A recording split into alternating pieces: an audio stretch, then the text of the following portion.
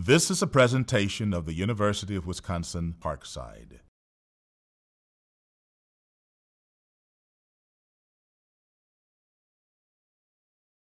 Thanks a lot. I just really want to thank Jim Robinson. He's just been terrific in terms of gathering the information from everybody, seeing what the need's going to be, how many students, what locations, and just so happy that you're all back again for basically what we're calling part 2 now of the UW-Parkside brand new readership program workshop. So thank you all for coming. Really want to thank Dana and the student government for supporting the program and all they're doing to promote the program. At the end, I'll talk a little bit about the Times Talks that we want to try to get some support for from some of you folks to maybe lead some informal discussions. Also want to thank Terry Brown, the Provost's office, for their financial support of the New York Times program and the interest in really developing a culture of reading the paper and having informal discussions about current events. And we're really just grateful on behalf of the New York Times to be involved in the campus community at UW-Parkside. Very, very pleased to have Patty Lamberti from LUC, Loyola University Chicago here.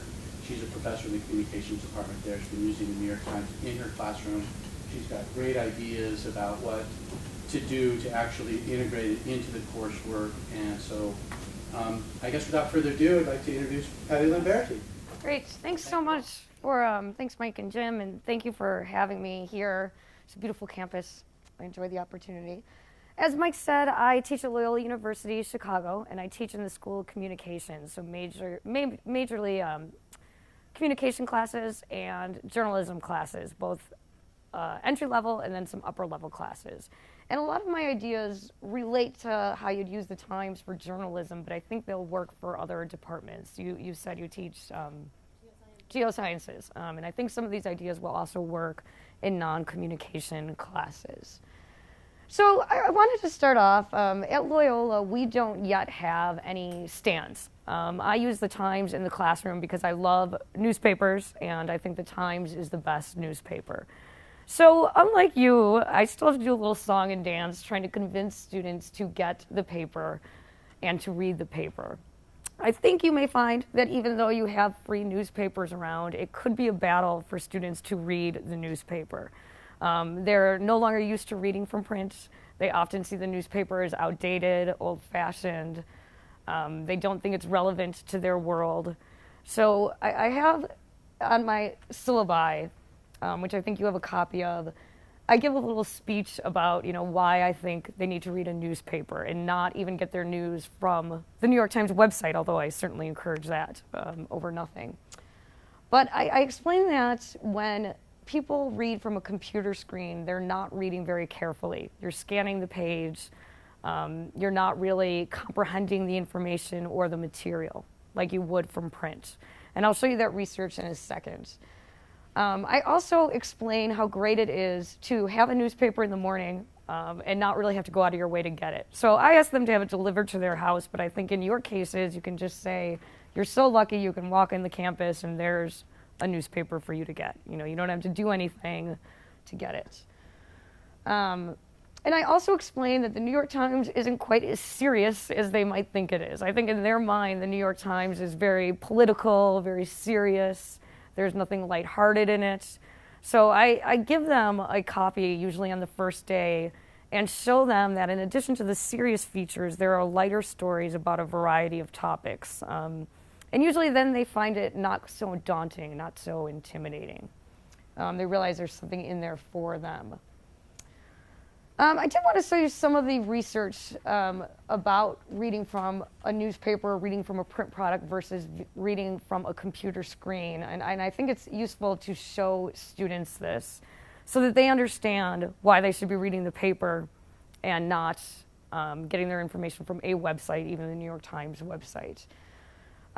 First of all, this website is called useit.com. It's research from Jacob Nielsen, who studies how people read online, what people want from websites, how people navigate websites. It's a really great resource for information about everything online. But what he's found over years and years and years is that when people look at a computer screen, they're scanning the page, they're not reading it.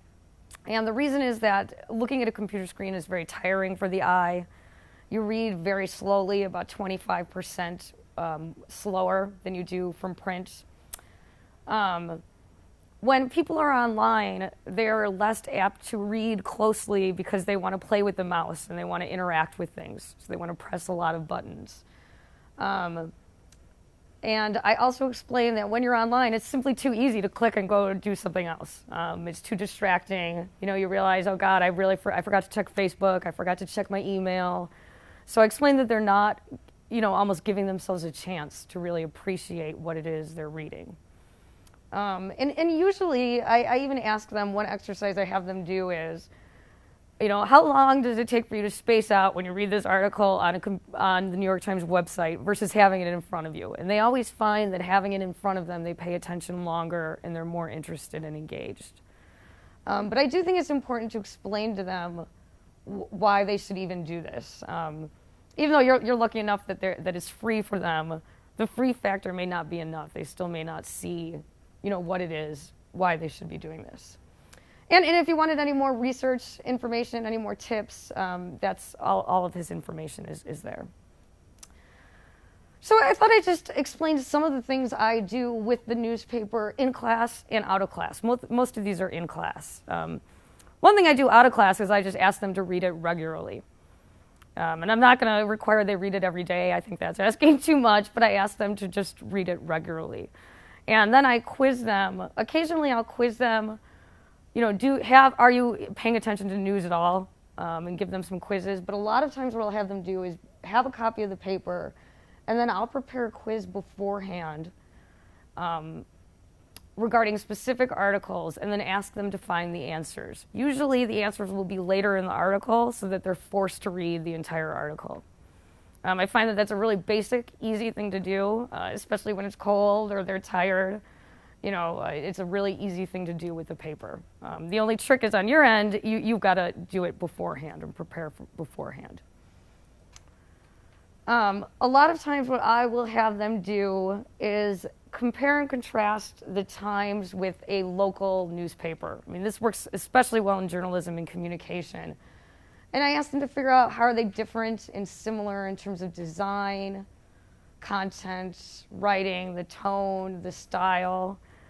And then I'll ask them to think about what it is which they prefer and why they prefer one over the other. I think that if you are not teaching journalism, this could still work if you have them read an article about, X topic, let's say stones or whatever you were just telling me about, in the New York Times versus maybe an academic article about it. That way they're, first of all, getting information from both sources.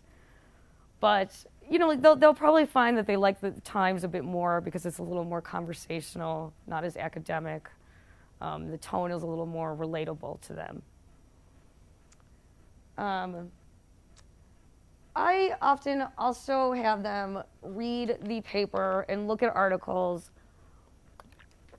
to figure out what makes a story newsworthy. So in journalism, especially, it's important for students to figure out what newsworthy means because we ask them to write their own articles and come up with their own article ideas.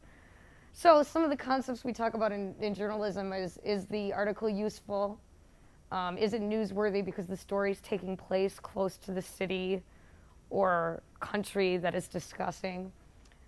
Is it newsworthy because of novelty? Or because it's talking about conflict, or because it's timely? I mean, they often find that every story in the newspaper is, of course, timely to some degree. And then I have them look at a section or maybe the front page and match, try to figure out what makes each story newsworthy.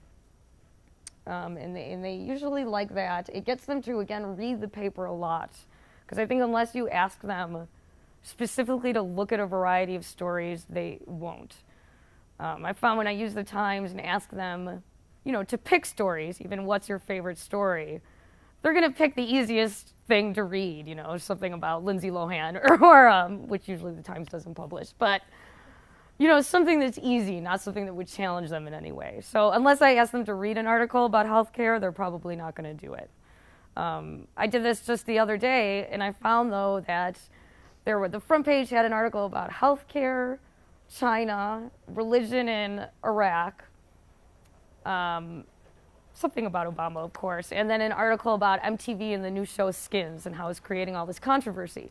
And I thought their favorite article would be about MTV's show Skins. And when they looked at the headlines, they said, yeah, that's going to be my favorite article. But when they read them all, you know, only a third of the class thought that that was their favorite article. They all actually preferred the religion one. So the idea is to try to get them to read the paper, kind of force them into it. Of course, in journalism, obviously every article is based on, you know, every fact is related to who, what, where, why, when, and how. So I ask them to read any article they want in any section and then circle all of the facts related to these 5 issues. And, you know, they just end up circling everything. Again, the point is to get them to read it, think a little more critically about it. A lot of times I will have them, and I think this is important because also a lot of students think, well, the New York Times is about New York. It has nothing to do with me living in Chicago or me living in Wisconsin. And first of all, sometimes that's true. Sometimes it's often not true because they'll have stories about the area. And of course, every national story affects them. But I do ask them, and again, I think this could work in any class, to find a national or an international story and then have them think, well, if you had to localize that story, do some, do some searches and find out, well, what expert would you interview? What organizations would you go to?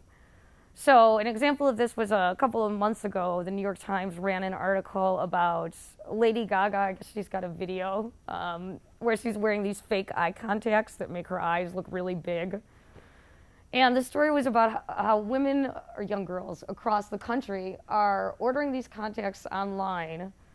They're not regulated by the FDA or the government. They're getting them from Asia, and it's causing all kinds of eye problems in young girls. So they interviewed, you know, the American Eye Association, all these national experts. And I said, well, if you were to do this story just about Chicago, or maybe just about Loyola, who would you ask? So they found some local optometrists. I asked them to even look at Loyola's website to see if they could find maybe a business professor who could speak to it, or a health professor. One good thing about this idea is that it helps students get to know different departments on the campus, get to realize the different resources the university has. So I think that could work well for any class. Obviously, for journalism, it's especially hard to get students to read a newspaper because they think all the news is online and that newspapers are outdated. So, and of course, we want to teach them how to develop multimedia packages and multimedia stories. That's our goal. But I ask them to start often by reading a print article and then thinking, well, if you were going to do this just for the web, so say there is no more New York Times newspaper, you know, what would you add to it besides the story? So I have them brainstorm video ideas, and I really push them. You know, the first thing they think of is, well, I would videotape the interview with, you know, whoever is quoted in the article. But I try to push them to think, well, what else could you do? Let's imagine you have all the time and money in the world and resources. And then they really start to get creative and think about what they do. Audio clips, interactive maps. So I think it's good to, even if we don't have the resources to do it or the time to do it in class, I think it's good to get them brainstorming about what they could do if they had all the technology. Polls, they often forget that along with all articles online, there's usually a question asking people to vote, you know, add their opinion. Or photo slideshows, which I often do teach in my web writing classes. There's a lot of free software, slideshare.com. So if you had to tell a print story visually, how would you do that? And I also think it's important to show students where to get images that they have the legal right to use.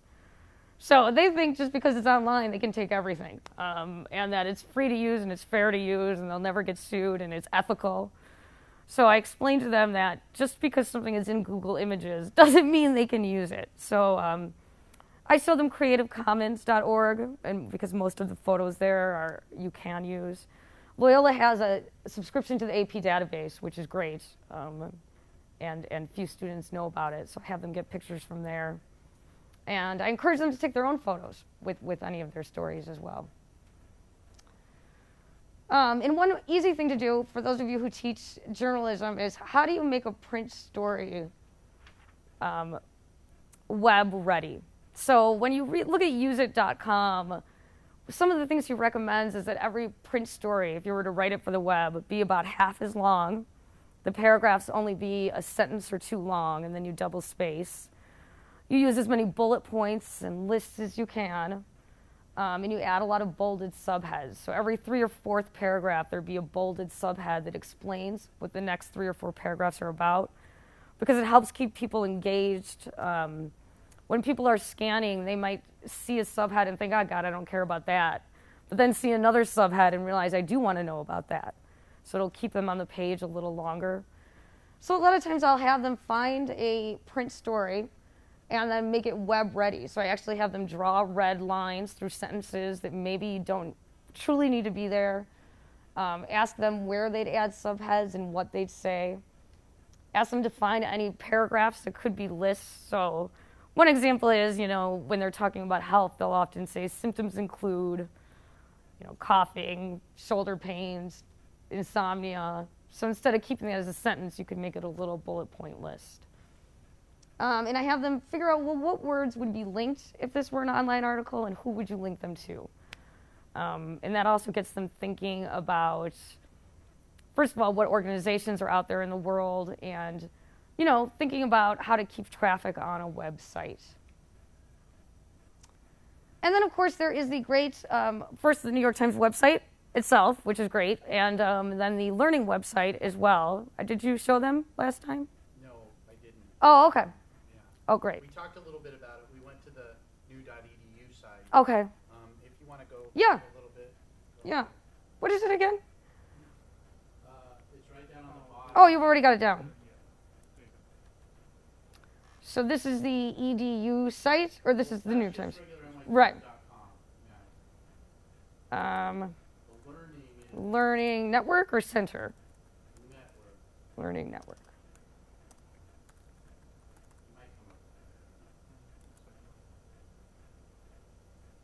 Yeah, there we go.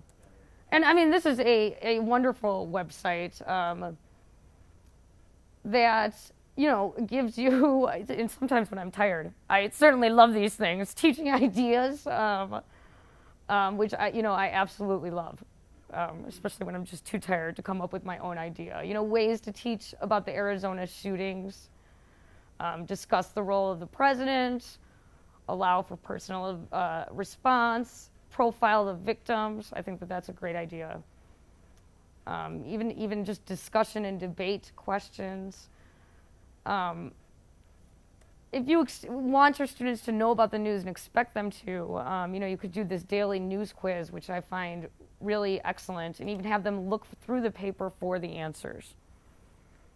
And of course, the Teaching Topics Index is always great to help you just navigate the website. I find this very, very easy to navigate. And of course, I think every college, you can't talk enough about plagiarism. And they have a great section on plagiarism and academic integrity. I find I teach a lot of intro-level classes. I find students are so deeply confused by the concept of plagiarism. And so when they plagiarize, I don't think that they're often doing it on purpose, but they truly don't understand. So I've found that, you can't talk about it enough, and I think these are really some great exercises, especially about Wikipedia, copying and pasting, how to paraphrase. I really like this also, making the grade, talking about grade inflation. At the beginning of the semester, I always, on my syllabus, I have a grade scale and talk about grade inflation. But whenever I say who's heard the term grade inflation, none of them have. And I think it's good to talk about just to minimize conflict as the semester goes on, and them, complaining about grades and talking about it. So I think that there's a lot of great teaching resources here, both about the paper and just teaching resources. And one other thing I do with the regular website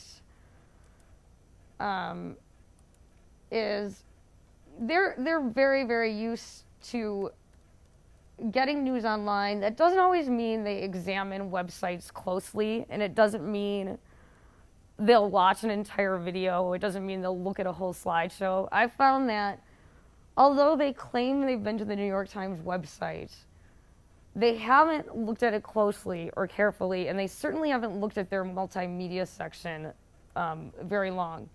Once they do, they love it and realize, journalism is about more than just words. They particularly always enjoy the photo slideshows because it is a way for them to realize there are stories that can be told without a lot of words. And I always have them do a photo slideshow. I'm not sure how many of you teach journalism, but they always enjoy that more than the traditional article writing. So, do you have any questions? Or any thoughts about what you might do? It might be interesting as part of, that's what I forgot to do at the beginning, to at least go around and describe the course that you teach and how you're thinking about the book. Yeah.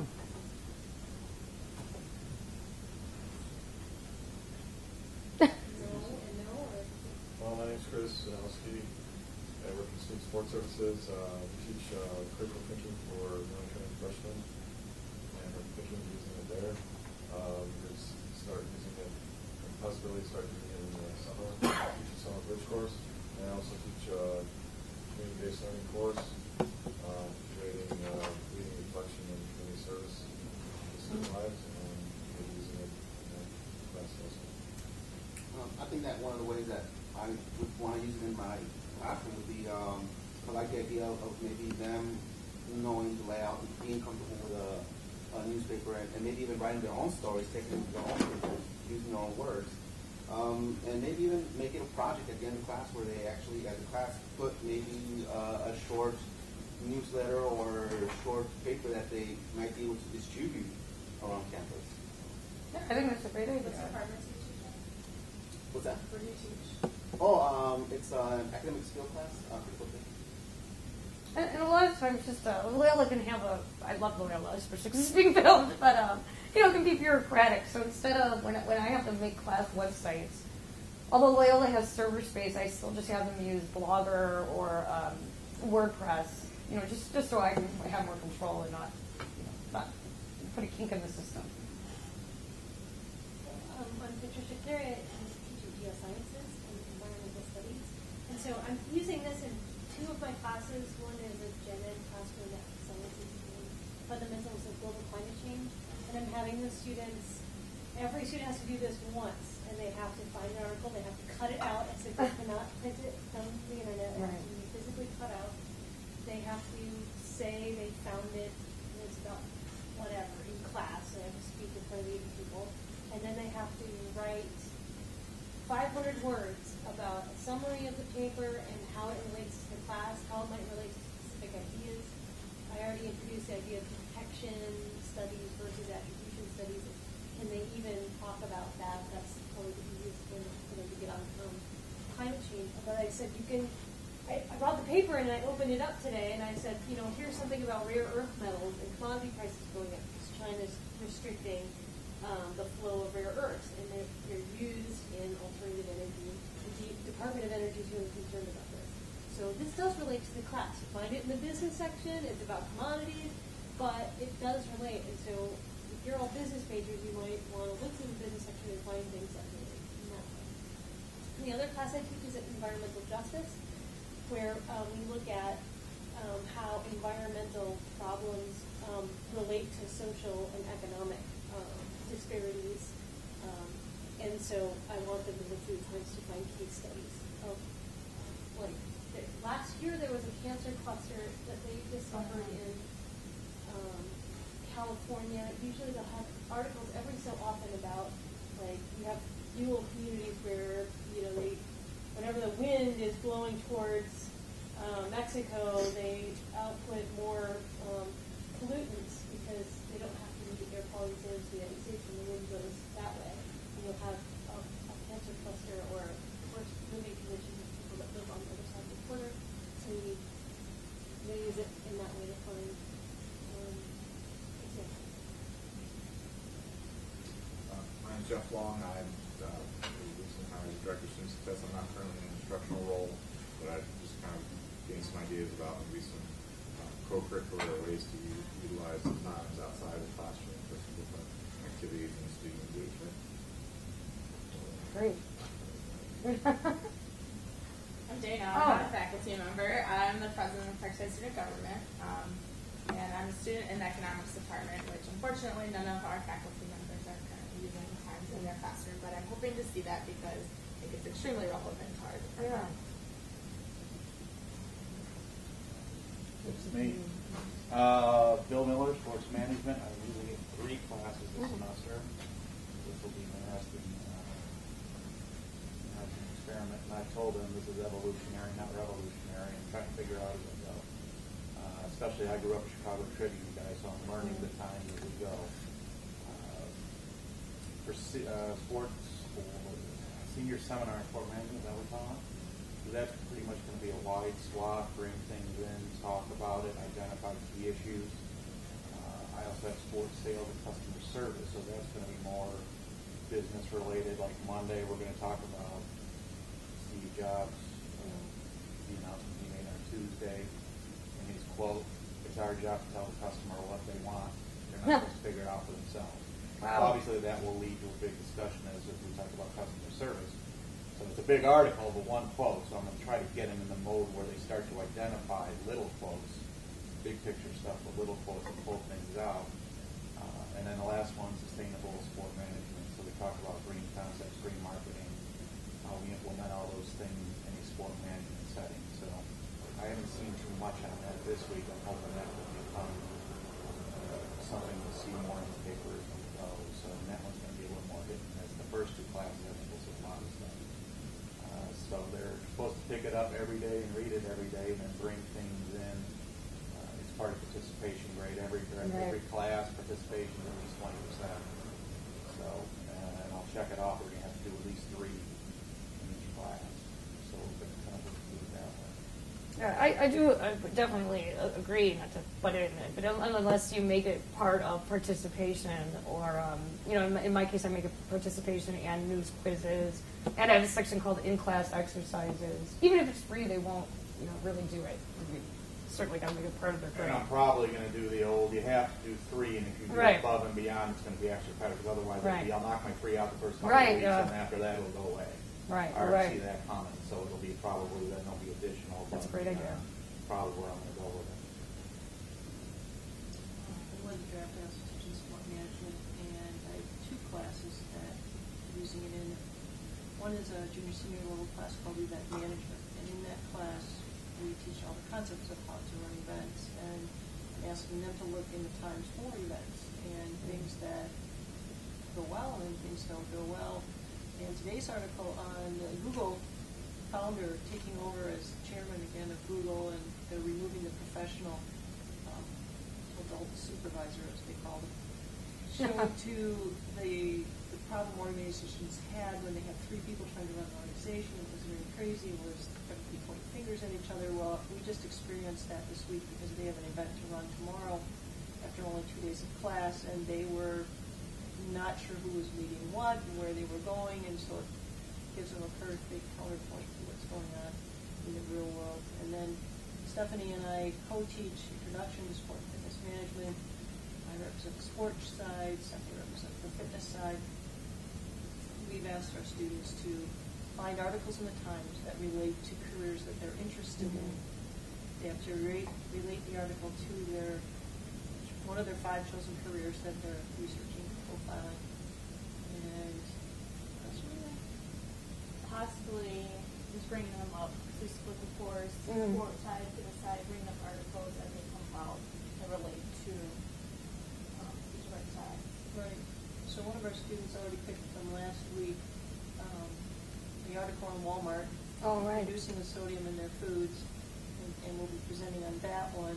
And then we have selected 2 articles and a stepping stone for two from today, that they are to do a reaction paper.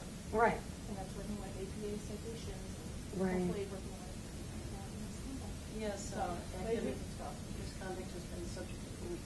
Oh, good. First week, yeah. And I mean, just because you said that the articles about it, on Sundays there's that on the job. I don't know if they get it here on Sundays or, but it's called On the Job in the business section, and great interviews with people in a variety of positions.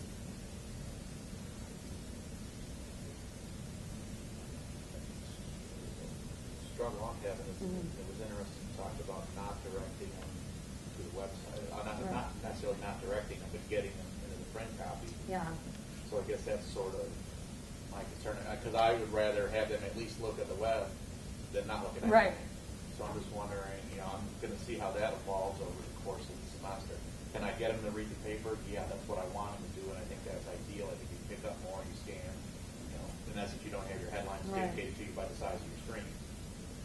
But that is probably, I would say, the biggest challenge. Once they get in the habit of reading a newspaper, I find that they love it. But it takes, usually it's not that first introductory class. Usually it's later. I always give them class time. So under the guise of it being part of a quiz or something, at least in the beginning, because otherwise they won't do it. Because they find it physically cumbersome, especially at Loyola. We have a shuttle between the two campuses. And their biggest complaint about the newspaper is that they just find it too physically cumbersome. It's like origami. Yeah, it's like origami. They don't know how to fold them. Well, but the flip side of that is the papers are here. Right. right, oh, absolutely. Right. It's not like they have to go subscribe. It's not that, they just walk down the hall and there it is. So hopefully, there will be a little evolution of culture change. Right. And as people start carrying that paper under their arm, it transitions from being cumbersome to almost empowering. Right. Because now they have this thing right at their fingertips that's going to allow them to participate in a greater discussion, which is a perfect segue into the idea of the Times Talks, which I think might fit with what you want to do as a co-curricular user. One of the things we have talked about with Dana and Jim and Terry, in order to kind of incorporate the paper into the culture of the community, is facilitate some informal, what we call Times Talks, which are just some discussions about current events led by faculty volunteers, maybe out here in the concourse near the coffee shop.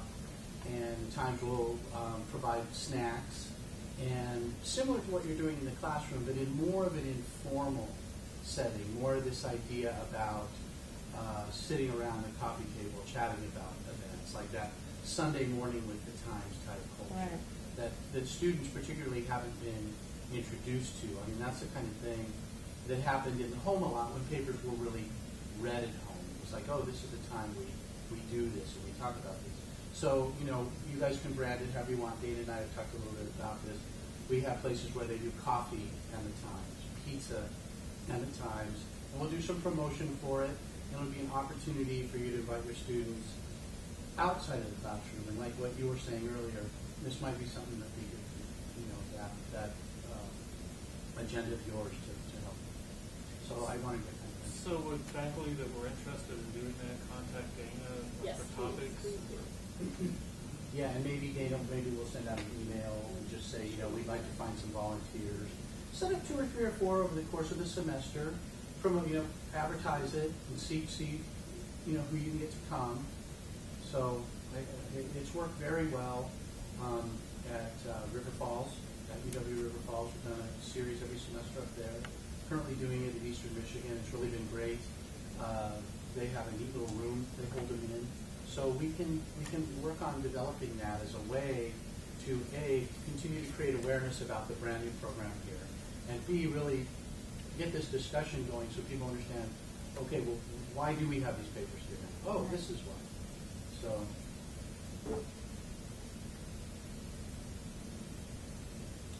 I'm interested in Bill's comment about sort of like, I did it in the first 3 weeks and I'm done with it.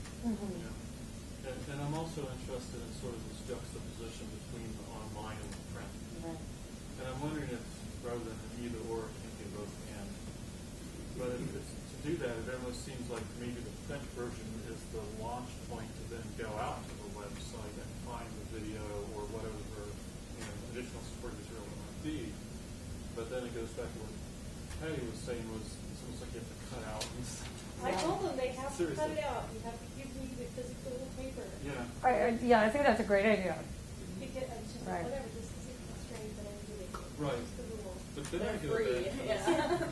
this idea of depth of analysis, if you will. And I guess, as you're saying that they do a header and then they do 3 lines Right. and another header, and of course the web layout. Are the articles in the Times then actually composed of fewer words than in the paper copy? Well, we have this discussion with the New York Times all the time because, our business still is driven a lot by print copy. And everybody wants to go to the New York Times website. What's curious about the website is the presentation evolves throughout the day and changes throughout the day, as well as the articles themselves. An article you may read about the Arizona shooting in the morning will not even exist. It's not even archived at the end of the day. It will have morphed into a different article that maybe by the end of the day will or will not be the definitive article of that story that will be printed for the next day. The thing you can count about the print copy, which is why the New York Times has such significant value, is that print copy is what's going to be archived. And so when you're doing research down the line and you want to see, what was really said about the Obama administration or the Bush administration, that's what's going to be there. Those articles that are online may or may not be there. And as a student opens up the New York Times print copy and sees the layout with the lead story in the top right-hand corner, and they lead through the paper, that presentation is set. The presentation online, those articles are fed in a linear way, and they can only put one after the other. You can't have this broad range of vision like you can in print. And as the day evolves, that order of presentation evolves, as well as the content in those articles evolves. So really at any time when you go online, you're sort of not getting the same type of definitive thing as you're getting with the hard copy every day. Now, maybe even between 11 p.m. and 7 a.m. from the time that hard copy hit the press and the morning, that story has evolved, and you pick it up online, and you can see it going. They call this continuous news. And this idea of continuous news has really become a much bigger deal since the web evolved. And in my understanding, it really developed during the Iraq War when reporters were filing stories in this entirely different time zone, and they really may hit New York at a time hours before we go to press. So they said, well, why wait all day to put this up? So they would put it online. Well, then an hour later, that same reporter would file another story, and the story he had just filed would change. So the web became the perfect place for this because they could edit it and change it and let it evolve really organically. But at the same time, it loses a little bit of that, well, wait a minute, I just read this 2 hours ago, and I'm looking for that same quote, and now I can't find it. Why is that? So that's the nature of the continuous news. One of the goals and ambitions is to try to do kind of like a snapshot backup archive throughout the day. But that's kind of a daunting idea when you know you can archive the hard copy. So that's just one of the elements of this thing, this discussion about what's different with the print copy and what's different from the online copy. I think that the idea of viewing spatially in 3D when you leaf through the paper, it also allows this element of serendipity about finding an article that may or may not relate to sports or fitness or whatever you're looking for, that you might scroll up and down the website forever and not find that. But as you're snapshotting, you see a neat ad and you see this and that. So we do also believe that the print is not going to go away. The website is not going to, replace it, that the two really do ultimately work together depending on what your goals and needs are. So, it's really neat to have students introduced to both ways of looking at the paper and reading, taking them home. I'd say that the online edition is more distracting.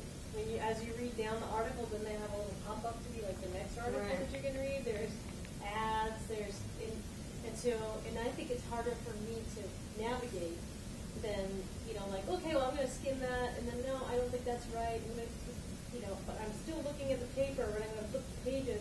Because when you're online and you're, like, looking for something, and you're looking here and you're looking there, you can, like, end up on Facebook. Right. Or, you can just go wherever, or get distracted with something else that doesn't really relate, and it feels like you could be more focused Right. physically. It is a generation.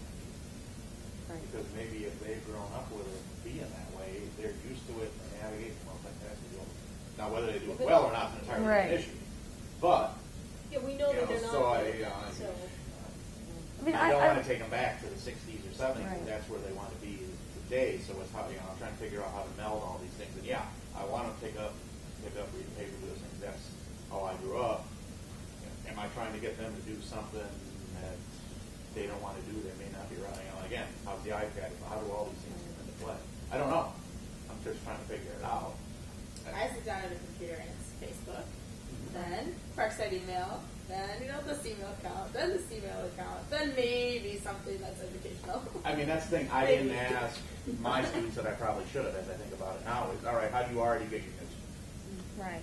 Do you read the paper right now? Have you read the paper? And that's a question I didn't ask, which I probably should ask. So is this something that's different for you, or is this something, fine, I already read the paper, you want me to read a different paper? Got it. Right. That's the thing I don't know, and that's probably what I should have asked going in. 36 students do read the paper. Yeah. So there's Usually it's one or two. Right. You had 2 out of 36. Yeah. 2 out of 36. Yeah. That seems what I've experienced. I have a question on that. I'll say ignorance, but everything I read about newspapers is that they are going away. And are we teaching our students and getting them acclimated to something that is not going to be there? And I like reading the hard copy paper, and I get 2 papers a day and read them hard copy. I really like that. I hope they don't go away, but to some extent, I feel that are we teaching them something that isn't in there, and we're just trying to hang on to what's there and teaching them to hang on, and it's going to be gone anyway. Well, it's been obviously tragic what's happened to newspapers. A lot of local newspapers have suffered. Unfortunately, the Trib has suffered. I live in the Detroit area. Detroit News has suffered. San Francisco Chronicle. The Rocky Mountain News, one of the oldest papers in the country, had to fold. Philadelphia Inquirer is in trouble. In many cases, there used to be two papers in every big city. We're lucky now if there's one. And I guess the answer to your question regarding the New York Times is I think it's fortunate the New York Times is the New York Times because it is a different voice. It has become somewhat of a definitive voice. It's considered widely by academics and political folks that it's the newspaper of record. And I think that its longevity, the things that are going to affect it may be different than the things that may affect some of the local papers. I think we do have a national audience now, and we do have a kind of significant place basically in the culture of the country. And so, we're hoping obviously that the Times doesn't go away. So it's a challenge. It's not good for anybody in journalism to see paper struggle. Is it a good thing that students are learning how to read snippets? I hear that's a conversation among academics all the time. Yeah, this is how it is, but is that good? I mean, I stay away from good or bad for this reason, because I don't think it's fair to say what's good for me, is good for a student, especially because they grow up with different technology. So I just say this is the way it is, and that's why I often point out those studies to explain to them that even if you are reading from websites, you're not reading well. And I also often give them whatever you said about the 4 screens and the distraction. I always show them clips from Frontline Digital Nation. There is a section in it that talks about some research they've just started doing at MIT and about how poorly people multitask. So I try to convince them basically, not to have 4 screens open and to really try to focus on something in front of them. And one thing that's clear just from the comments made today, the experience of reading hard copy and reading the screen are different. Right. So based on that alone, which has more value, I wouldn't argue, but I would say they're different. And that in and of itself may be a reason to say that I don't see it as a negative to have both experiences. That's my opinion. Well, I think that if you talk about any sort of academic endeavor, we might feel like the Luddites when we say, Right. it'd be good to be able to read cursive handwriting. And now they can do that for honor students so that they can actually read the Declaration of Independence, right? Because it looks like gobbledygook for them. But it might be important that somebody might be able to read it eventually and not just, look back to the original document. So, or especially like in the sciences, you find fewer students that excel in math. Should people still do math? Yes. Should you be able to do it with a pencil and a piece of paper? Yes. I would agree. So even if you can punch it in, you should understand how to calculate an average, because it's not magic. It's just math. Well, and they both have value, because even hearing that the stories change throughout the day, I got to thinking, well, they could not only cut out something from a hard copy, but they could print something from the screen maybe 2 or 3 times a day if there was some big breaking news and have 3 different takes on the same story. I'm afraid we're out of time. This is really